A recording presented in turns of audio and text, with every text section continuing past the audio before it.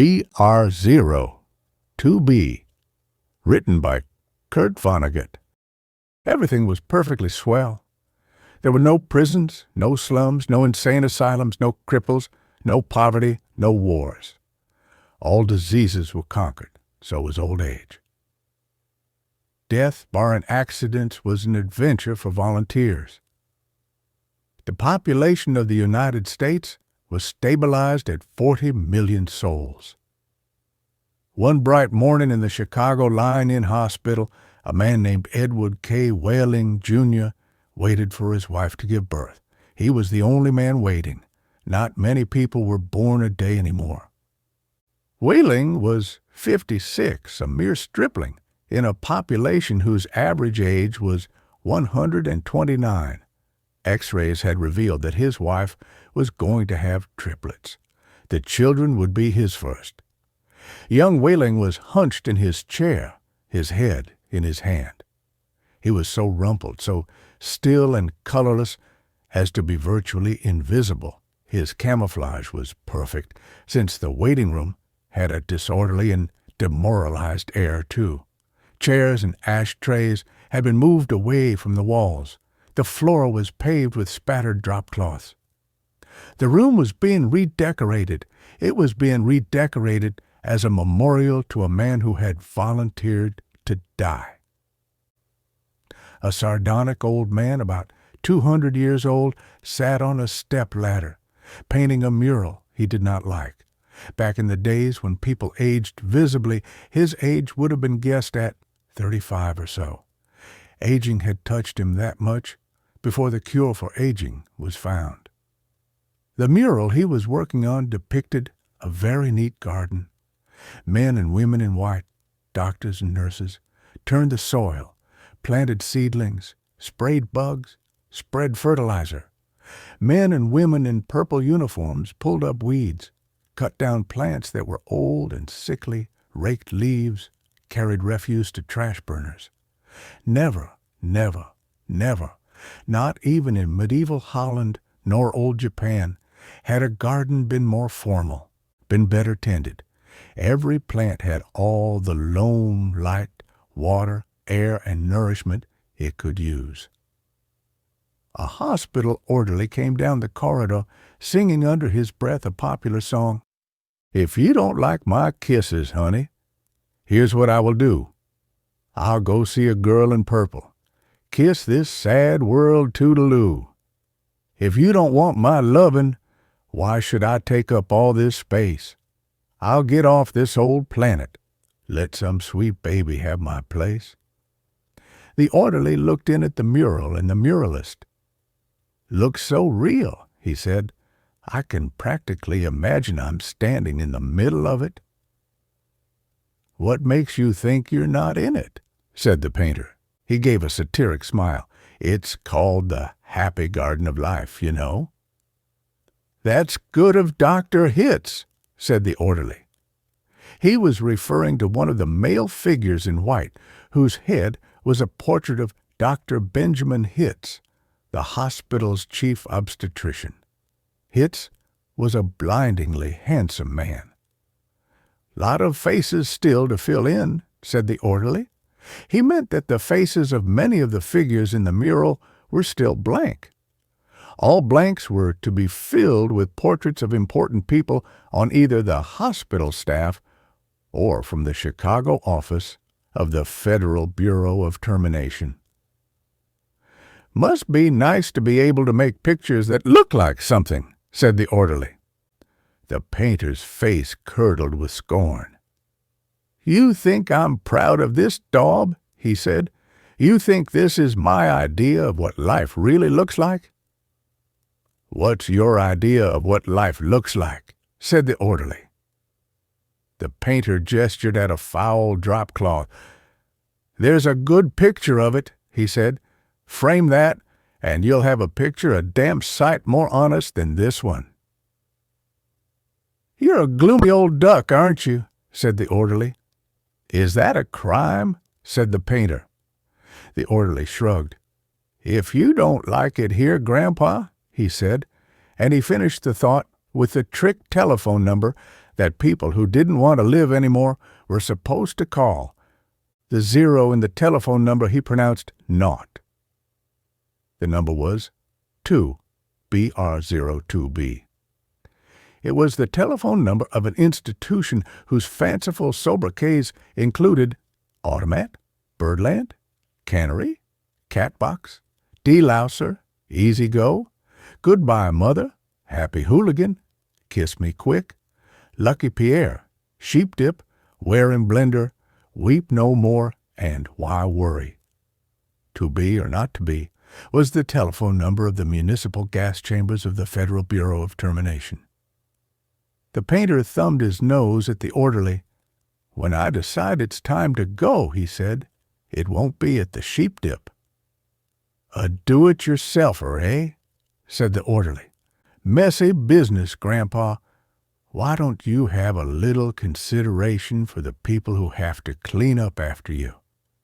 The painter expressed with an obscenity his lack of concern for the tribulations of his survivors. "The world could do with a good deal more mess, if you ask me," he said. The orderly laughed and moved on. Veiling, the waiting father mumbled something without raising his head, and then he fell silent again. A coarse, formidable woman strode into the waiting room on spike heels. Her shoes, stockings, trench coat, bag, and overseas cap were all purple, the purple the painter called the color of grapes on Judgment Day. The medallion on her purple musette bag was the seal of the Service Division of the Federal Bureau of Termination, an eagle perched on a turnstile. The woman had a lot of facial hair, an unmistakable mustache, in fact. A curious thing about gas chamber hostesses was that no matter how lovely and feminine they were when recruited, they all sprouted mustaches within 5 years or so. "Is this where I'm supposed to come?" she said to the painter. "A lot would depend on what your business was," he said. "You aren't about to have a baby, are you?" "They told me I was supposed to pose for some picture," she said. "My name's Leora Duncan." She waited. "And you dunk people," he said. "What?" she said. "Skip it," he said. "That sure is a beautiful picture," she said. "Looks just like heaven or something." "Or something," said the painter. He took a list of names from his smock pocket. "Duncan, Duncan, Duncan," he said, scanning the list.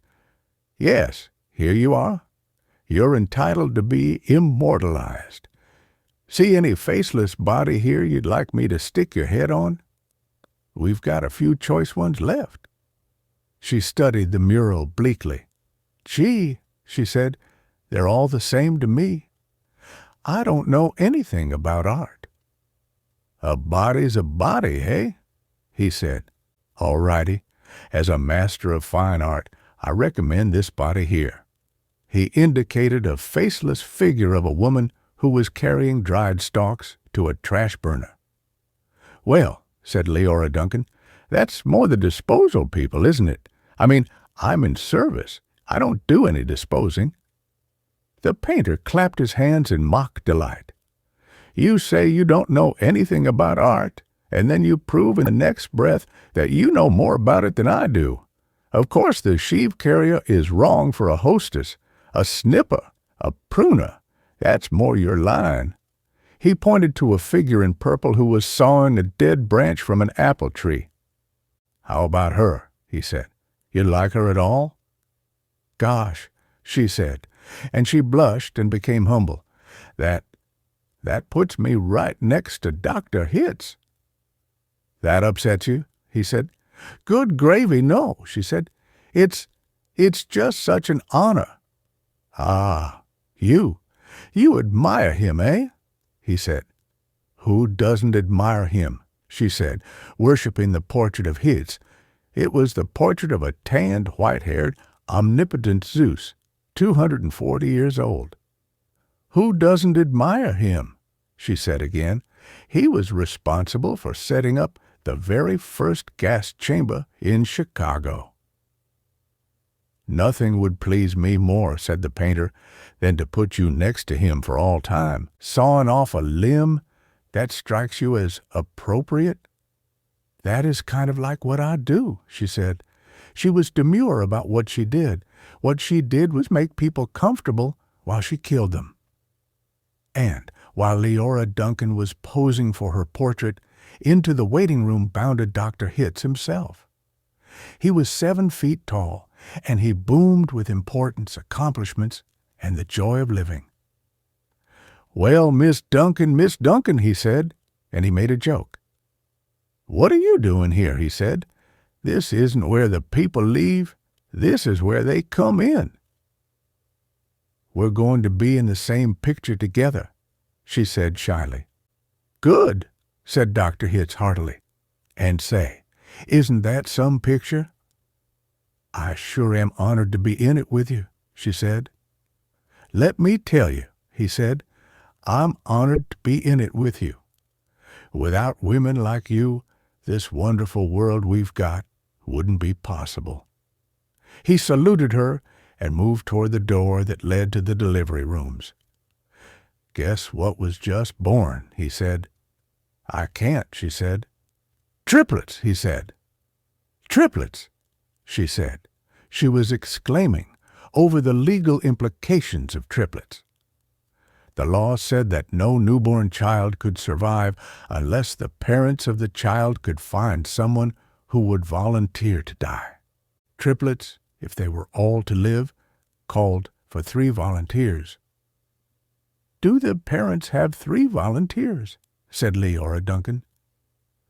"Last I heard," said Dr. Hitz, "they had one and were trying to scrape another 2 up." "I don't think they made it," she said. "Nobody made 3 appointments with us. Nothing but singles going through today unless somebody called in after I left." "What's the name?" "Wheeling," said the waiting father, sitting up, red-eyed and frowsy. "Edward K. Wheeling, Jr. is the name of the happy father-to-be." He raised his right hand, looked at a spot on the wall, gave a hoarsely wretched chuckle. "Present," he said. "Oh, Mr. Wheeling," said Dr. Hitz, "I didn't see you." "The invisible man," said Wheeling. "They just phoned me that your triplets have been born," said Dr. Hitz. "They're all fine, and so is the mother. I'm on my way in to see them now." "Hooray," said Wheeling emptily. "You don't sound very happy," said Dr. Hitz. "What man in my shoes wouldn't be happy?" said Wheeling. He gestured with his hands to symbolize carefree simplicity. "All I have to do is pick out which one of the triplets is going to live, then deliver my maternal grandfather to the happy hooligan, and come back here with a receipt." Dr. Hitz became rather severe with Wheeling, towered over him. "You don't believe in population control, Mr. Wheeling," he said.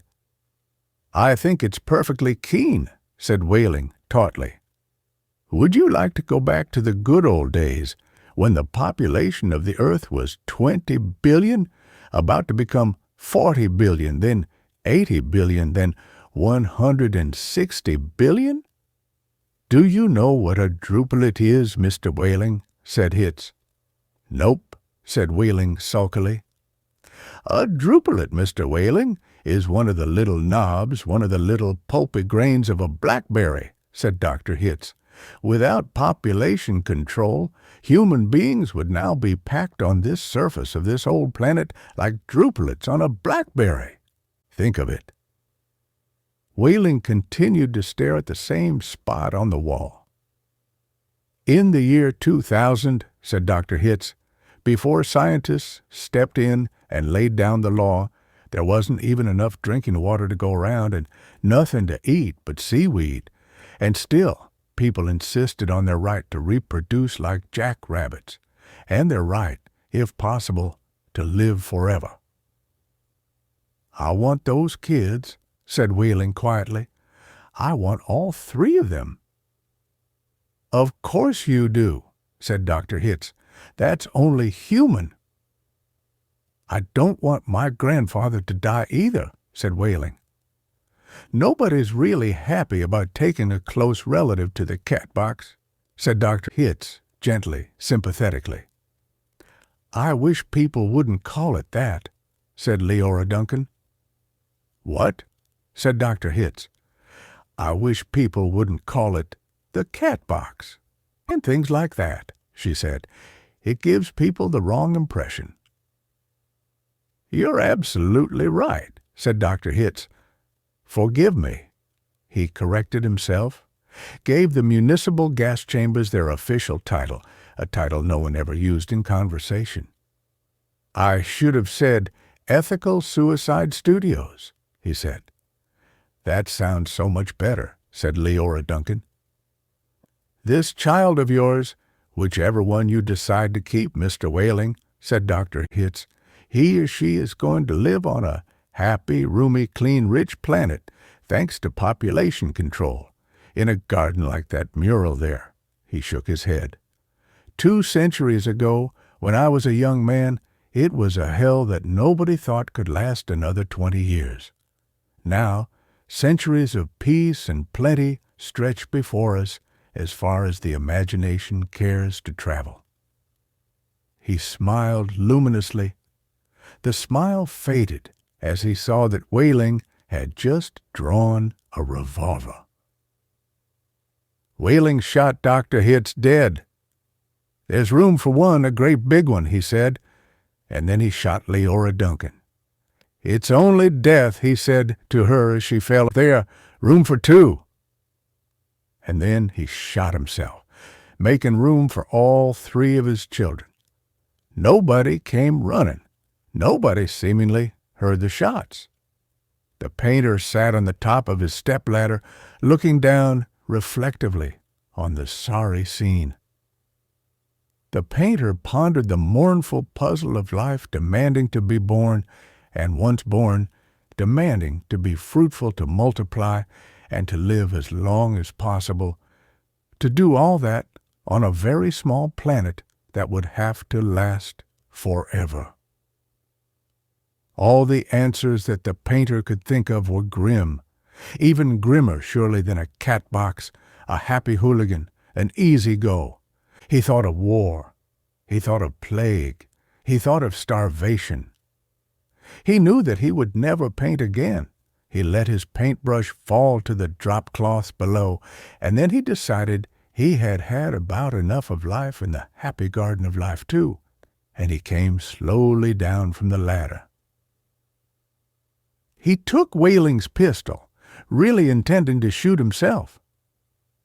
But he didn't have the nerve. And then he saw the telephone booth in the corner of the room. He went to it, dialed the well-remembered number, 2BR02B. "Federal Bureau of Termination," said the very warm voice of a hostess. "How soon could I get an appointment?" he asked, speaking very carefully. "We could probably fit you in late this afternoon, sir," she said. "It might even be earlier if we get a cancellation." "All right," said the painter. "Fit me in, if you please." And he gave her his name, spelling it out. "Thank you, sir," said the hostess.